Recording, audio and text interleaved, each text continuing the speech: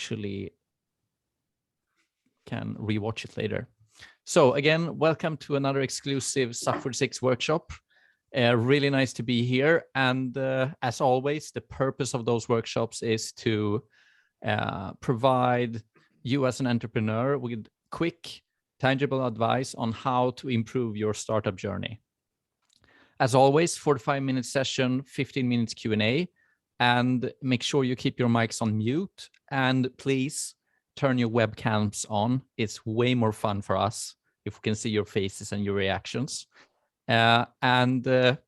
Recordings will be added to the library as always, and will be shared with you afterwards. Special welcome to the Stockholm Scale Up program participants. Really good to have you here, and a nice addition to the attendees. Stockholm Scale Up program is a program that supports foreign-born female entrepreneurs and founders from underrepresented groups. So we're really proud to be part of supporting you, and very, very warm welcome to you guys and thank you for joining in. Kat, thanks for coordinating as always. Could you wave your hand? She's gonna be like doing practicalities, making sure everyone gets in and keeping track on time and stuff. Don't forget to answer the survey after before the Q&A. That really helps us improve and make sure that everything we're doing makes sense for you as an entrepreneur. And now, without further ado, it's a pleasure to welcome today's experts, Benjamin Webb, founder, managing director of Deliberate PR, London-based agency that has been in the space of supporting unicorn companies get exposure and attention for many, many years, and everything from early stage to unicorn status. Worked with Fishbrain, Acast, Lifesum, Northzone, Tictail, Trine, some of the most exciting companies in town. And very good to have you here, Benjamin. I'm going to leave the floor to you, and thank you for taking time to join us today. And also, I'm really happy to see you in good shape. Leaving the word to you. Thank you.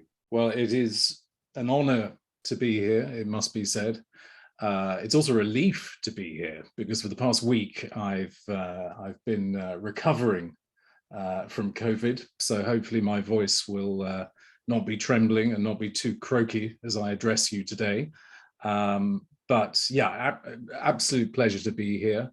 And certainly in the 10 years that I have found myself fortunate enough to bring Swedish and indeed Scandinavian and Nordic startups to the UK, SUP46 has been something of an anchor, a foundation stone for so many companies that I have been fortunate enough to represent. So it really is a privilege to be talking to you today. So what I'm going to do today is discuss with you the role that the UK and indeed the English language media can play in terms of bringing your innovation, your clever ideas to a global audience. Now, I do not want today's presentation to be just an extended advert for myself and for my company, though I should add we charge very competitive rates and also deliver spectacular results. But actually, the reality is my professional journey over the past 10 years and how my company has evolved is so inextricably linked to how the Swedish and the Scandinavian startup ecosystem has evolved, and we've made some contributions to that. So I want to give you the background to us, to the company, because so many aspects of that background are learnings which I would like to think might prove useful as part of your journeys. We will come back to this example, which I proudly display on the front page, which was a story that we engineered 4 years ago for a Norwegian piece of hardware, but we'll give you the background to this in due course. So that you understand how I come to be sitting in front of you today. About 14 years ago, I started a PR agency in the UK. I left journalism. I'd worked for a number of national newspapers in Britain. And with all of the arrogance of youth and self-confidence, I thought, I come into contact as a journalist with a lot of PR people. Most of them seem to be breathtakingly stupid. Therefore, how hard can it be to be brilliant? As I say, the arrogance of youth. But my approach was very much based upon news, where a lot of PR, and just to get the terminology clear here, public relations is what it stands for, but much of it is actually media relations. That is, you talk to journalists on behalf of a client who then publish a story which is then read by the general public, as in the people you might be trying to reach. Now, so much of it then, 14 years ago, and now, is quite unimaginative. The process of engaging with media isn't particularly sophisticated. Whereas to my mind, it should be about news. It should be about seeing what's going on within the news cycle and how you can turn it to a client's advantage, and also finding ways to set the news agenda independently. And the first clients that I had, because it was where my interests lay, were all in the arts space. So within 2 years of foundation, top left on this page, we found ourselves looking after a band that millennials have never heard of. Top right, we found ourselves looking after the biggest arts festival in Europe. Bottom right, we didn't look after Kevin Spacey, but let's just say there are very few people in London who do not have a Kevin Spacey story of some kind, myself included. But we found ourselves looking after the most famous portrait artist in Britain, and various publishers, as you'll see, Bloomsbury, HarperCollins, Random House, were outsourcing work to us. Now, to give you an example of the sorts of things that we used to do, what we used to do was, for these artists and musicians and photographers, we would take what they did and then drop a piece of technology on top of it in order to create news.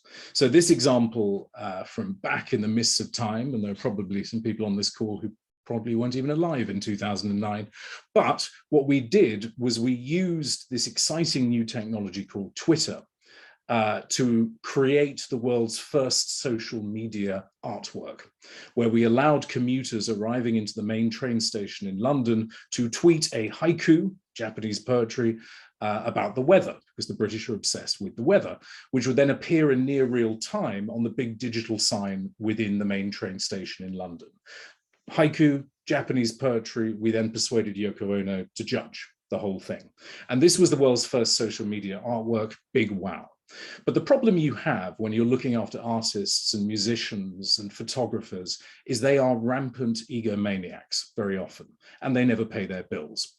And so very quickly, the business model that we were hitting our heads on the ceiling, because there's a saying in publishing that a book has a shorter shelf life than yogurt. And it's true. The simple fact is, a book is published, then it's gone. So things like this that we were doing for these arts clients, we were, to be frank, we were over-servicing them. But my life changed when I discovered Sweden in 2012. And I was asked to work on this project, which is a fascinating, fascinating project organized by a very charming, a very talented photographer in Stockholm called Jeppe Wikström. And though I didn't appreciate this at the time, this was a very Swedish idea.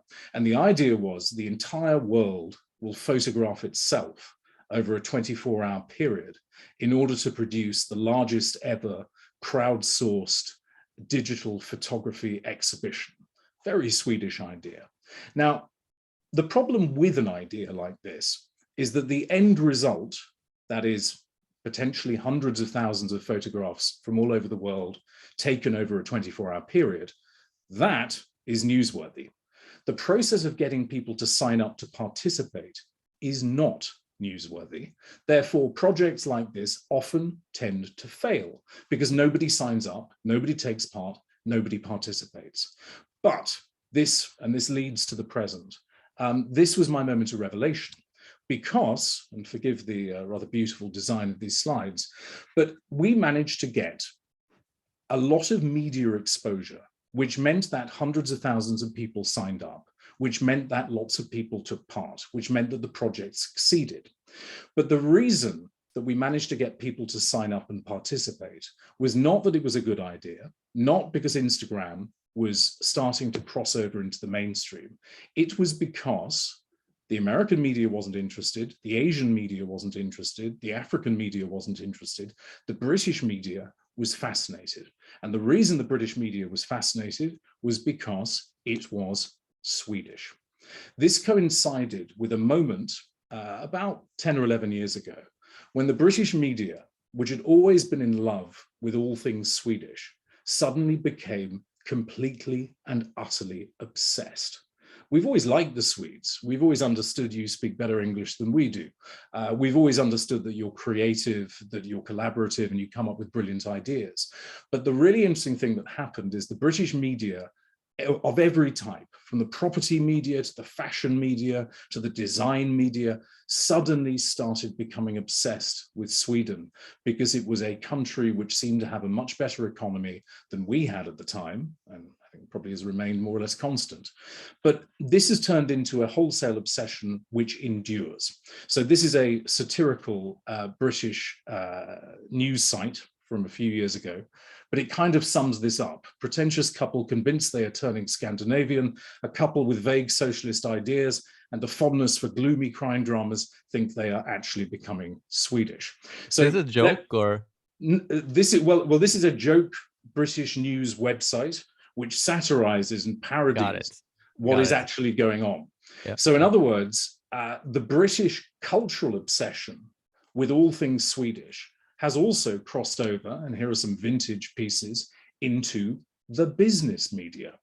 So what we had 10 years ago, and it has remained largely constant, is this never-ending obsession with the idea that something Swedish, something Scandinavian, but it has to be said primarily Swedish, is awesome based upon the fact that it's Swedish. Swede, Sweden, Swedish, it's in the headline. In a way, with the utmost respect to my Hungarian friends, or indeed my Portuguese friends, wouldn't happen with concepts emanating from their countries. And the thing is, at the time that I was in Stockholm working on this photo project, it was the moment when the first wave of startups post-Spotify were emerging. And I was seeing a lot of these Swedish startups, even during the time I was working on this photo project, going straight to America, and to be frank, sinking without trace, because the Americans, who I love and adore, aren't actually that interested in the minutiae, the demarcation between European companies. Sweden, Switzerland, Swaziland, Seychelles, the Americans don't care. And the problem was a lot of these Swedish founders were going straight to America, where all of the sort of Stockholm hype didn't mean very much. So what I did was I thought to myself, well, hold on, if Britain is obsessed with all things Swedish, why not come first to Britain? Why not use the UK as an entry point to the wider English-speaking world? We've got the BBC, we've got The Economist, we've got Sky, we've got the Guardian, and they're all sympathetic and in love with you because you're Swedish. And fundamentally, it is easier to scale up from the Financial Times to the Wall Street Journal than it is Duggan's Industry to the Wall Street Journal. And I also came to realize, what is it that news-based media exposure can actually offer to startups? And there's a lot of confusion over the value of what PR may or may not provide. But the simple fact is, first and foremost, making noise within the UK media, within the English language media, any kind of PR for startups puts you on the radar of the international investment community that you are trying to reach, which does its business in English. You know, as I say here, from Shanghai to Sydney, the language of the international investor community is English. So therefore, if you are getting, they don't care that it's Bloomberg London, they don't care that it's CNBC Europe via London, it's Bloomberg and it's CNBC. So use the UK in that way. Number two, I realized one of the benefits was recruitment. Self-evidently, people want to work at companies that have a media profile. Number three, explaining what a business actually does and the problem that it solves. And we'll come on to this in a moment, because actually advertising campaigns, marketing campaigns can be very useful for explaining how a business works and some of its USPs. But I would always argue that a journalist, an independent journalist, choosing to write about a visionary founder or the problem that a company solves is so much more compelling and so much more useful.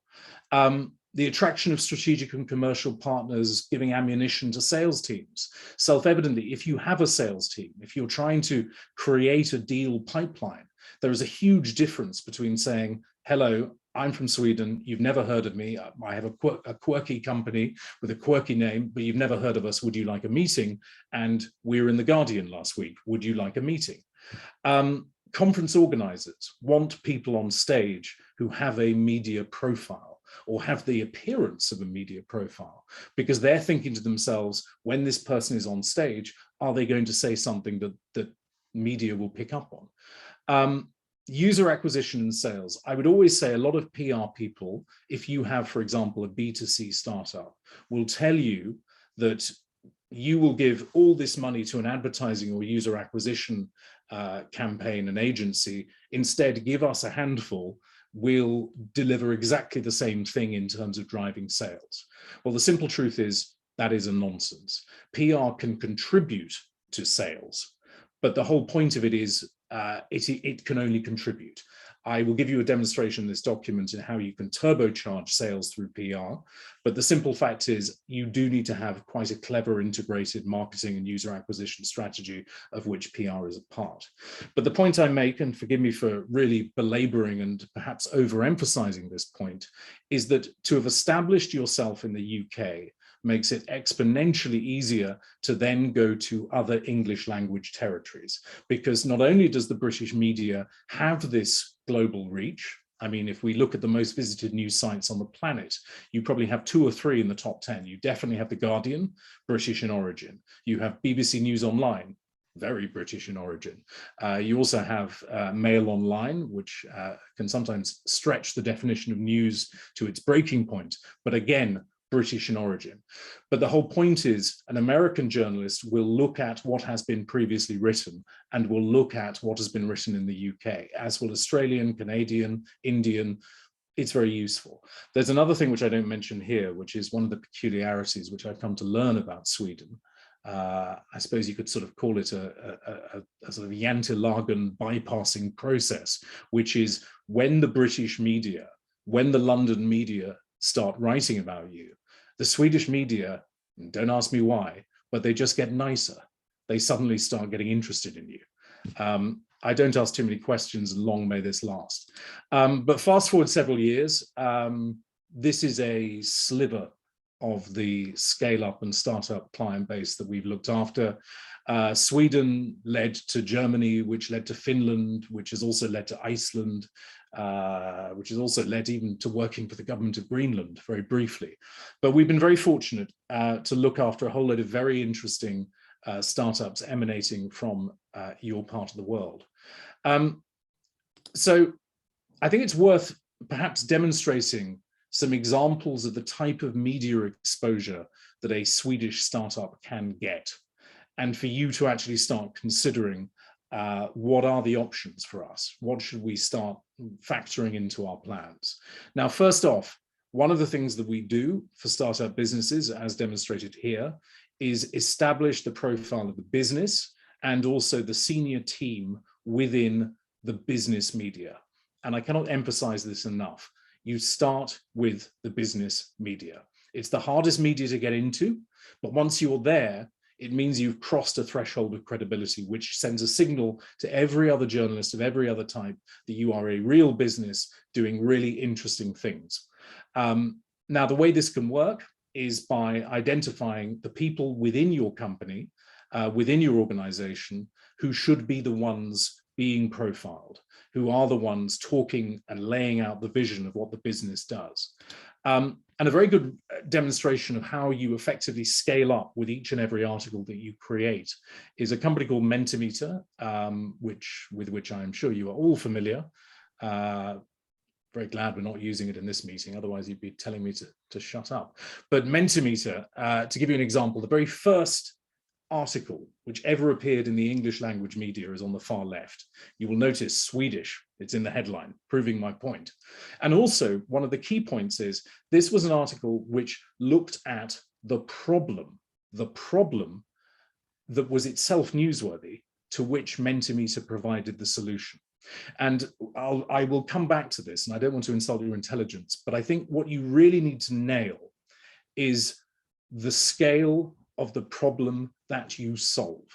Because actually a lot of startups go straight down the route of saying, look at us, we're amazing, this is what we do, this is the clever thing that we have, this is how brilliantly designed we are, we've got this client, wonderful. Now that does work, don't get me wrong, but the first story is very often a quantification of the scale of how screwed up the marketplace is and how you solve it. So in other words, this first piece for Mentimeter on the left led top right to this piece in quotes, which was a look at the business culture, which at the time, and this, it has to be said, does feel quite pre-COVID, it must be said, was that Mentimeter took its team abroad for 1 month of the year. But again, the business media no longer writes only about share prices and fluctuations in share prices. So in other words, you need to look at your company and think, is there something interesting that we have, that we do in terms of our behavior, in terms of our staffing, in terms of our policy, which can get us into Inc., which can get us into Forbes, etc. Benjamin, yes. A quick question regarding like defining that problem. Like obviously when you're building a company, there are problems that you want to solve, and your solution is basically the thing, your hypothesis about the future and what will actually solve it. Where do you start when obviously there's a definition of a problem that hopefully has a mass market solution somehow? Mm-hmm. Translating that into your conversation with Johnny and Mentimeter, like, did you both click in terms of what the problem they were solving, or like how does that process work to pick out the thing that goes through media in most efficient way? I guess it's like a simplification of an abstract of an abstract of an abstract in order to make sure that it sticks. Or what's your take on that? I suppose, look, it depends on the startup, and very often, you know, you have two ways of quantifying the problem.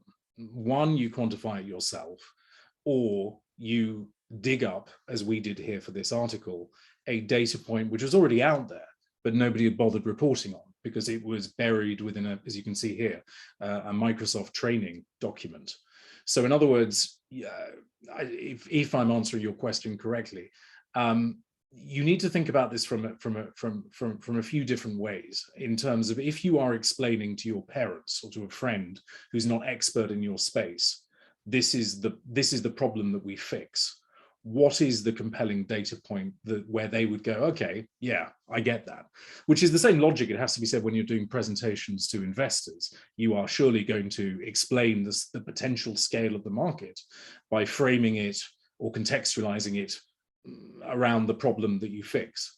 So I said, does that answer that, or am I confusing things only further? No, but you're touching upon that point. It's like dissecting the problem and making sure that it really makes sense for an average audience. And a good test is actually trying it on your parents or close ones who have nothing to do with your industry at all. Then that's like the ultimate test if you're making sense or not. Well, and also one of the things that I've often found when it comes to media stories, whether the startup is in recruitment, whether it's in, you know, bioscience, whether it's in, you know, gardening or fishing, there are a lot of anecdotal problems. That is, people kind of know that this is a problem, and what's interesting is to actually be the first to put flesh to the bones, to actually quantify it, because that can often be a news story in itself. So in other words, we used the quantification of this particular problem to frame Mentimeter, but actually the problem on its own should have been a news story. You know, Microsoft reports that 67% of meetings are not productive. That's a tiny business news story, but it's still a news story. So you kind of need to take ownership of both the problem and the way that you provide the solution, if you see what I mean. Yeah, that makes sense. But looking in terms of how these media stories works, we had the first establishing the business, Swedish, brand Sweden. We had top right, here's the quirky thing this business does, again, Swedish startup. It's mentioned in a way that many other countries' startups would not be so framed. We were then able to use that to leverage an appearance for Johnny on BBC Global News, which then meant that we were able to go to Forbes and say, look at this clever Swede, he's got a lot to say. Why don't you establish him or feature him as a regular commentator on not just his business, I hasten to add. Commentators shouldn't only talk about their business, because that's only one story, one shot, one time, but actually about the broader issue of constructive working life, business meetings, etc., etc. So in other words, I suppose the takeaway here is you scale up. Each article sets up the next article, which sets up the next article. And you need to start and you need to focus on the business media as offering the breakthrough. And I think another thing, and again, forgive me all of you, because I really am belaboring this point. Very often the first story, the first piece is about the problem that you fix. And so I think one of the things going back to this point that you need to consider is, well, who's talking about this problem? How is this problem already being discussed within the news cycle? How is it that we can be prepared to contribute to discussions about this? So, I mean, this is an example for a company called Alight, Swedish company, Alight, I might add, talking about solar, talking about the potential future application. So that's something you need to consider. Funding rounds, I include these. Funding rounds are probably my least favorite thing in the world. They're quite challenging to do because actually there are several different criteria that media will apply. How much? Is that newsworthy? Who's investing? Is that newsworthy? Is there some deal being announced at the same time as the funding? Is that newsworthy?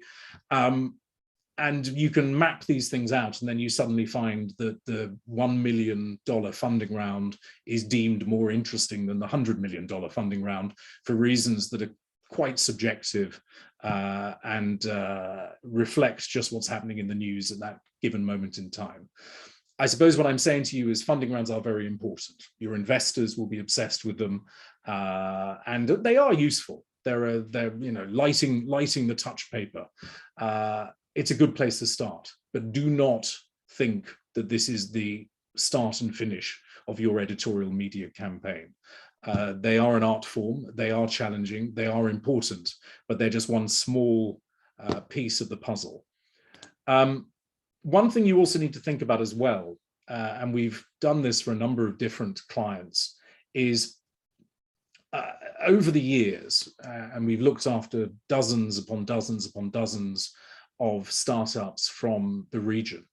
There are probably two startups where I felt that we made the mistake because we were so impressed by their concept and so impressed by their founder that we started working for them too soon. And I think one of the things you need to consider is media will be interested if you have an amazing founder. Media will be interested if you have a ton of cash that's been invested in you. Media will be interested if you provide a solution or link to a live media theme, certainly. But you also need to move from beyond the hypothetical stage, this is what we will do in a year's time, to actually being ready to talk about this is what we are doing. And I think this is a pivotal point. There's only so long in media terms, and also, let's face it, the patience of your investors and the patience of the wider world, that you can get away with talking about this amazing thing you'll do in the future. Because, I can sit here now and tell you, I will be the king of Iceland one day. It will happen. And a journalist will say, that's very interesting.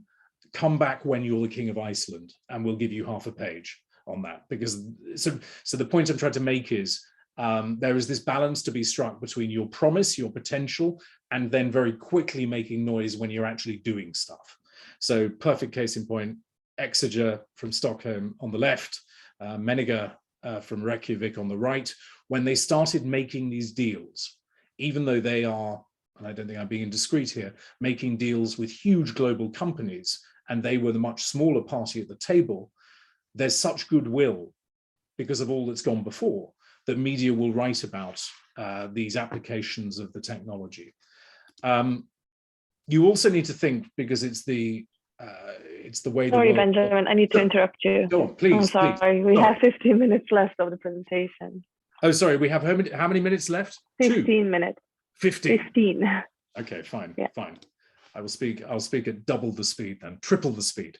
Another thing you need to think about, because it's the nature of the world at this moment in time, is are there ways in which your product, your technology, your concept links to the idea of improving the planet, improving life, improving the world?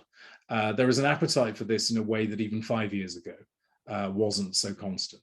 So have your, if indeed this is relevant to you, and I don't think I've ever found a Swedish startup that is not enhancing the world in some way, indirectly or directly, be sure that you have the case studies, the evidence, the background to that ready. Now, one of the things that you also need to think about, which is one of the things that my agency loves doing, is the sort of Yoko Ono Twitter thing that we did 14 years ago, 11 years ago, however long ago it was, we found was brilliantly transferable to startups.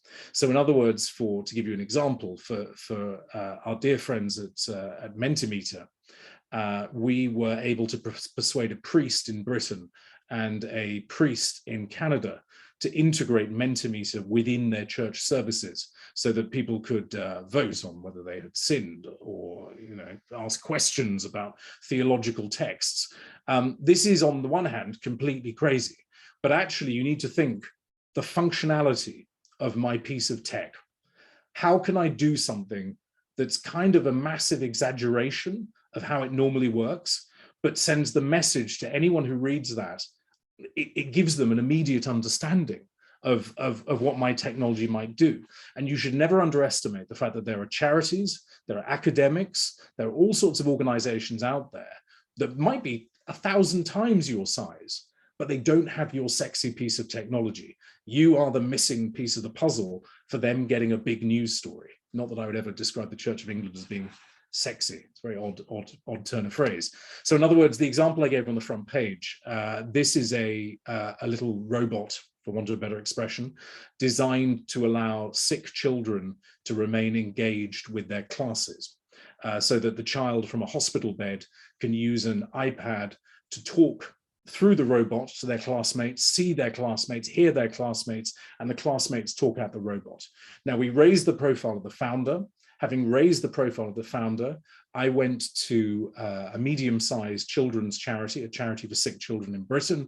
We were then able to go to the captain of one of the biggest football teams in Britain and get him to walk onto the pitch holding the little robot. Now, 99.99999% of people who saw this story will never need this robot. They're not in local government agencies spending money on this kind of thing. But the overall impact, as you can imagine, was huge, because fast forward 2 months, it's the front page of the App Store. What we've done, and what I invite you to think about, is think of ways in which you can make your technology newsworthy through a strategic partnership with a third party. You don't have to pay them. We never pay these third parties, these charities, these academics. You don't have to. What you're doing is you're unlocking something which can turn into a wonderful news story, and you've got nothing to lose. The sky is the limit. Another thing you need to think about, and this is an example for Soundtrack Your Brand that we did a few years ago, data. One of the really interesting things is the British media, Italian data, French data, certainly French data, German data, we don't think this has anything to do with us. Whereas because you're Swedish and we think you are from the future, and we also want to be you, what is happening in Sweden? There is this established media narrative. What happens in Sweden, the British will be doing in 7 months' time. So therefore, if your startup has a big Swedish user base, or any Swedish user base, the data that you have might actually work in the UK, as was the case here for this piece of research looking at how kids in Stockholm, whilst eating burgers, listen to background music. Another thing you need to think about, content-based news angles. And what I mean by this is, think of a blog post that is a news story. So Bocchio, which is a Gothenburg-based accountancy platform geared towards startup users, what we did was we, in England, as I'm sure there might be in Sweden, there is a convention for calling businesses, I don't know, Webb and Son. So it's two generations of men in the same business. So we decided to look at how many businesses were now saying "and daughter." And we used that data point to create a blog post within the Bocchio website on the changing nature of gender, level of gender equality within British businesses. We then took that blog post, sold it in as a news story, which drove traffic back to the blog post within the client's site. So again, think about content. This is from a few years ago, but it's a very good example, going back to my earlier point about sales and how you can drive sales. For Fishbrain passed 1 million users in America. And rather than putting out a press release saying we passed 1 million users in America, we went to the US Fish and Wildlife Service and said, here's this Swedish app in America. They've got 1 million users. Why don't you use them to crowdsource information on endangered species? Fish, lizards, mice, the sort of things that fishing people standing up to their nipples in water, stock still for an hour at a time, might actually see. So in a sense, what you're doing is you're activating, because a lot of startups are quite cool because they centralize previously fragmented user bases in one place. So try and think about who should we go to who might want to talk to this user base in order to do something interesting. So, I didn't really care about the Fortune piece, the Forbes piece, the AP piece. The bottom right of this slide, I cared about the US Fish and Wildlife Service shouting to its user base of over 100,000 people who love fishing that they partnered with this app, which suddenly meant the user base started downloading and installing the app. So this does lead to sales. Conscious of time, I'm nearly done, I swear. News angles. You need to think every time you switch on the radio, you switch on TV, you read a story, and you look at somebody being quoted about your space. I would always argue when you shout at the radio and you get so pissed off and think, who is this moron? I have a startup in this space. I can say something better than this person. That is where you need to pick up the phone, email a journalist, because they always want different voices, new voices, alternative voices, and say, look, I've got something to say. So this was an example. Stanford introduces the teaching of ethics within technology. Guess what? We were working for Hyper Island at the time. They have interesting things to say about ethics in technology. Last week, you might have seen the story about Netflix. The subscriber numbers have dipped. As luck would have it, Mans and Carl from Acast are now running a company called Sesame. One of the USPs of their company is that it is a solution to subscription traps and zombie subscriptions. So they were in a perfect place, as you can see on the right-hand side, to give direct comment about what was going on with Netflix. So I beg you, think to yourselves, do we have something interesting to say? What are the types of news themes and news stories to which we can respond? And guess what? Respond to them. Another thing to think about is when you are going to a conference, try and make an announcement, a news announcement, the week before you appear, referencing that you are speaking at the conference, because the conference organizers will then shout about it to all the people in attendance because you've just given them this free piece of PR, this free plug. The other thing to think about is the value of brand Sweden and bringing people over. Over the past 7 or 8 years, a lot of articles have appeared which have been all about how wonderful the land of Spotify is for startups. Now, I think a lot of Swedes, bless you, because this is how decent, transparent, and good you are, you probably think these articles have appeared due to merit. I can tell you now, to let you in on a secret, they have not. We have flown the journalists over, we've put them in a hotel, we've probably introduced them to someone from some depressing Swedish crime show that they like. We've kept them totally drunk, and then we introduce them to our startup clients. They go back to America, back to Britain. My amazing 48 hours in the land of Spotify. Now, the point I'm trying to make is, think about, if you invite journalists to come from the UK or the US to visit you in Stockholm, what does 2 hours of their time with you look like? What can you show them? Where can you take them? As luck would have it, I'm bringing various journalists to SUP46 over the next few weeks and months. So prepare yourselves. This is BBC Click from the past 3 weeks. This is the biggest broadcast technology show in the world, broadcast on all the various different BBC channels and online. We've got 2 examples: Exshore at the top, Exeter at the bottom. Exshore took them on the water. Exeter took them into their factory. Think to yourselves, what can we do to make a visit by a journalist look more interesting than sitting in a conference room? Because these pieces are being written, and it doesn't hurt you to be seen to be part of brand Stockholm, brand Sweden, brand Nordic. Lean into it. So almost in conclusion, I mean, this is a pretty depressing PowerPointy slide, which is start thinking about what can go wrong. And I'm not saying Me Too is wrong. What I'm saying to you is start interrogating every single aspect of your business. Is there something which can be misunderstood? Is there something with an external supplier which could go wrong? Is your data security as it should be? The joy is, as a startup business that for many of you, no one has yet really written about, nobody wants to destroy you. So perversely, that also means that technically nobody wants to write about you either. But you will get to a point where eventually media will interrogate what you're doing and perhaps not think you're the coolest thing ever. So, checklist if you're thinking about talking to the English language media. Number 1, the need for a concise creation myth or story. This can be the problem that you solve, the moment of inspiration, the apple falling on your head. Cult of personality, the charismatic CEO, be Yante, but not too Yante. You also need to think to yourself, it's not all about the founder. There might be people within your organization who you also want to deploy, who've got something particularly interesting or newsworthy to say. You need to think about news events, ones that you spot, like the Netflix subscriber figures, or ones that you know are coming down the horizon. You know, what are the anniversaries? It's the 10th anniversary of this in December. Do we have something we can say? You also need to think to yourselves that the media during the last quarter of the year is all about making predictions about the year ahead, and also what the hell has happened in the year just past. So start nailing down what is it we can say. Again, I say it again, the problem you solve can be the first news story which explains you. Less about potential, more about results, as ever.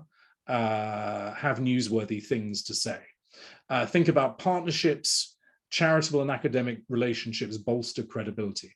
What I'm saying to you is think about charities that you want to reach out to. You can't offer them money. You can't offer academics money. You can't offer any of these people money, but you can offer them something that they need to get donations, to get funding. And that is a collaboration which creates noise, which benefits all parties. Don't use PR news wires. I mean, this is just something you won't need to probably worry yourselves with, but don't spend money on spamming journalists because that doesn't work. Don't email journalists, phone them. The worst that can happen to you is somebody tells you to go away. The best that can happen to you is somebody says, you know what, we don't want to talk to Apple about this. We actually want to talk to smaller companies that are on the front line. Can you give us 200 words? And this could be the moment where some investor waking up in Singapore reads this article online and says, who the hell are these Swedes? must get in touch and give them millions immediately. Treat media with respect and they will respect you. Journalists are not your enemy, but they certainly aren't your friend. And this is one thing to really consider. In Sweden, journalists will send you a copy of the article to look at before publication. This doesn't happen anywhere else. Actually, it happens in Norway, but it really doesn't happen anywhere else. The journalist, if you ask them to proof the article prior to publication, will be so offended and think that you are basically saying they can't do their job properly. The final point, exploit brand Nordics and the Baltics. Media will take success in your homeland as being relevant to the construction of a story. Invite them to visit you. The point I'm trying to make, going back to where this presentation more or less began, there is such a whole load of goodwill for brand Sweden. You've got Greta, so any sustainability startups lean into that. Retail innovation, you've got IKEA. Music industry, I hardly need tell you. Gender equality, progressive social values. Nobody is pissed off with Sweden. Everybody loves Sweden. Whether you're on the left of politics or the right of politics, you project virtues onto Sweden, which I would argue can be linked to startups and make your journey all the easier. And yeah, invite them to visit you. So there you go. 2 minutes overran. I apologize. Of course, awesome.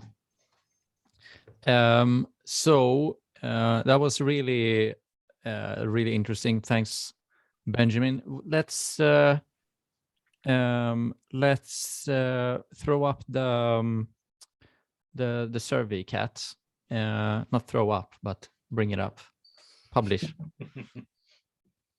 And please respond. Like we don't have a Mentimeter going this time, but please give us the feedback, and that will help us improve and make sure that we keep bringing on great people with great insights. And jumping into the Q&A, let me just quickly ask those who don't have your camera on and can you please turn your camera on so we can see? I'm going to ask something. If you have, raise your hand if you ever used PR channels for exposure. Okay. What about Anna and Victoria? You can unmute if you don't want to show your webcams. Hi, can you hear me? Yep. Sorry, I actually tried to start the video here, but it says that I cannot start my video because the host has stopped it. Okay, let me help you out there. Does it work now? Yes. There we go. Hi. There you go. Hi, thank you. So, have you used PR? We have used a little bit. So I think differently to most people on the call, at least I thought the presentation was a lot more focused towards tech, high tech, right? We are not high tech, we are physical product within the baby and mom sector. I have 3 different brands. So we have used a little bit of PR, but more focused here in Sweden. To be honest, I can see the benefit of going on more of an English-speaking approach, and we've recently launched the 2 brands in the US. So I have been looking at hiring an agency there actually to try to make a little bit more, well, to talk about the brands really. But it's a bit of a tricky thing because we don't have a lot of budget for it. And then it's actually one of the questions that I have is, which might be a bit tricky to answer, I know that, but how do we choose between our limited budget do we invest in PR to get people talking about the brand? One of the products is actually very innovative, is a move to use UV protective blanket for babies. So there's so many different ways to put it on. So I think it's a product that the media would like to talk about because it's new. There isn't anything similar in the market. So the specialist media might be interested in that. But is it better to invest in PR or actually on Facebook ads just to get the brand known? You know, because if we fantastic question. Yeah, because it's difficult to know. It costs quite a lot to have PR, and also it's a more long-term investment. It's not something that you do to get sales tomorrow. But as a startup, you pretty much need sales tomorrow. So how do you balance this, and how do you? Great question. Yeah. When to choose PR and when to do paid acquisition or ads? Yeah. It is a very good question, and obviously it differs from product to product and company to company in terms of exactly how that should work.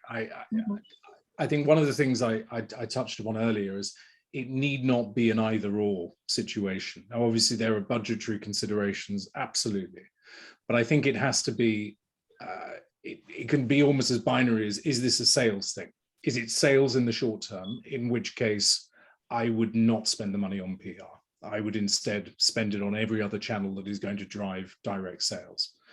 However, you have touched upon something, which is you have a product which is very newsworthy or potentially very newsworthy. I think, yeah, exactly, I think so. And I think then you have to probably apply, if we are, and don't get me wrong, PR can contribute to sales, you know, but I would always argue that it with tech, it tends to follow one of two routes. So if you are an app, for example, and you build up a volume of reviews. Now, the problem is PR people will tell you, look, I got you reviewed. You must be so excited. And you've had maybe 10 downloads, you know, 100 installs. Now, actually, if you get a significant volume of reviews, Apple will look at that and go, oh, let's turn these people into a featured app. Then you get the sales and the installs. So it's a kind of roundabout route, if you will. But I would say the other way that PR can be useful in terms of sales is if, as with the Fishbrain example, you get into bed with an organization which already has hundreds of thousands of members or followers or fans, and do something interesting with them. And you create a news story which they then push to their user base, because that does lead to sales and it does lead to impact. But I would just argue it isn't an either or thing. And instead you need to think, well, PR is going to get me to attend a big parenting conference. PR is going to contribute to attracting the investors that you want. It's going to make it easier for us to have these conversations with retailers, for example. And I'm not trying to dodge your question here, but perhaps sort of don't view it as being an either or. Okay. Thank you. Good. Good question. I think that's also like, if I'm going to dig deeper on that, what is actually paying for PR, right? There are several ways, like you can hire a consultant, you could reach out to like some media outlets to get, like there are gray areas as well. That is true, and it's not always, at least for us, it hasn't been easy to find the right company. I think maybe for our case, it would be ideal to have like a freelancer who could do a few pieces, because a bigger agency is not really interested. We're too small and we cannot pay all their fees, basically. But a freelancer might be interested, but then where do we find them?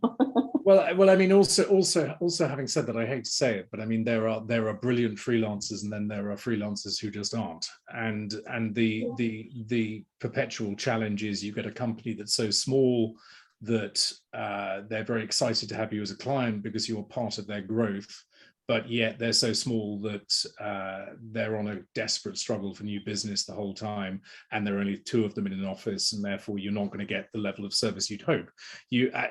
And you're absolutely right. There are huge agencies which don't get out of bed for less than 50,000 or let's call it 500,000 SEK per month. Where if they do take you on, you're paying probably for the coffee and the printer maintenance, in which case they'll see how long they can keep you on as a client before running away. In my instance, and in the case of my company, because forgive me, I have to say this, we've got quite a good balance where we have a lot of startup clients, and the economics of that makes sense when you have quite a few of them. And you're all charging them the same amount, because it means that the investors, and I would say at a guesstimate, 60% of our clients come from investors who recommend us to the companies in which they've just invested. And they obviously, as investors, have a very clear motivation for why they want their company to suddenly have a news presence. But I think, yeah, I mean, it's an unregulated industry, and it's a minefield. And I have to say, it's defined by under-delivery and a lack of imagination. So I'm sorry, I can't really cheer you up and say, don't worry, it'll all be fine.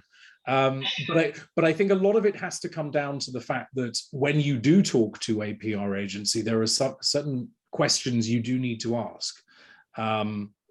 Where do we fit into the news agenda? Because if it's a case of just sending 1,000 emails to 1,000 product reviewers, well, you might as well get a nice work experience person into your office and do that. But if it's actually about being part of the dialogue, if it's about, we want to talk to investors, we want to talk to charities, we want to talk to retailers, we want to be seen as an innovative Nordic startup, these are the sorts of questions to ask. Yeah. We have 3 more minutes before we need to end this session. I'm cautious with everyone's time. Anyone else have any questions?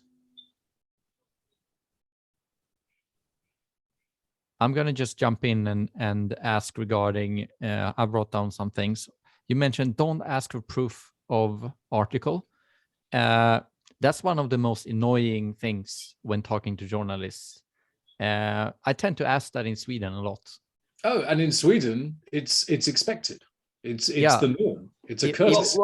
What is proof of article? It's like I do an interview. I don't trust the journalist. I know that they're gonna have an angle that is way more. The interest for that angle is clickability and baitiness rather than what is the actual story I'm trying to get out there, right?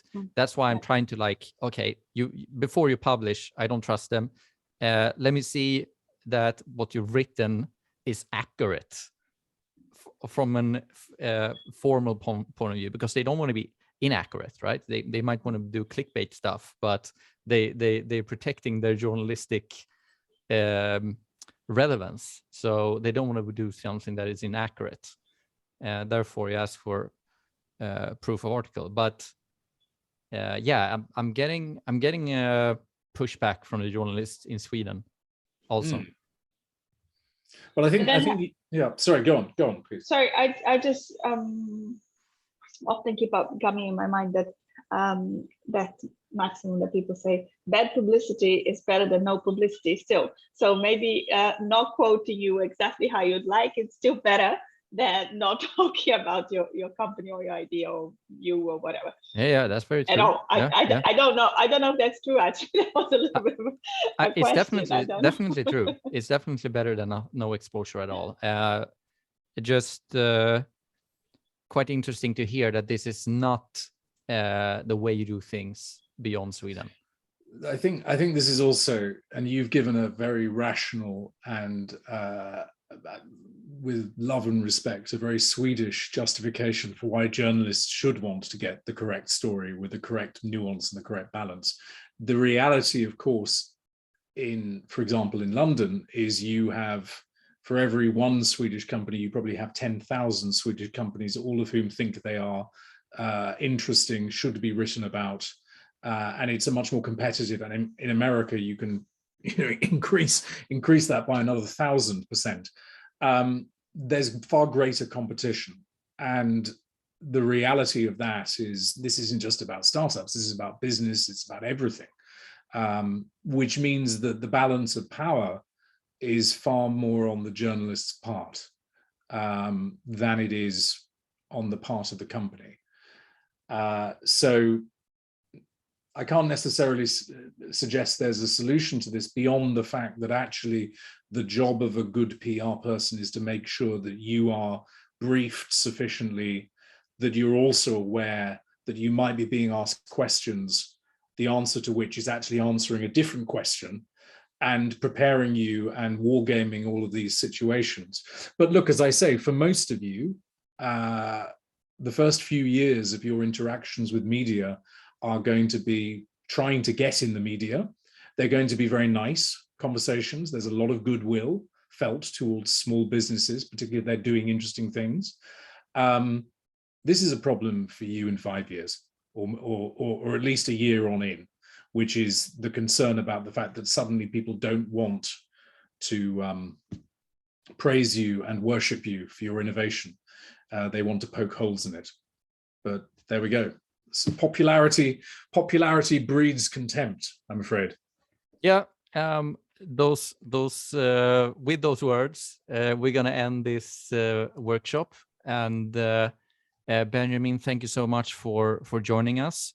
And if you want to hear us chat more, then we're gonna jump into a fireside chat on a more casual structure on LinkedIn or Facebook in just a few minutes. Where we will continue dissect a couple of those topics. Stay tuned for the next sessions. We're going to do AI machine learning. We're going to do internationalization and translation. We have a couple other exciting topics coming up. Thanks everyone for tuning in. Have a great day. Thank you. See you. Thank you. Bye. Thanks. Thank you. Bye.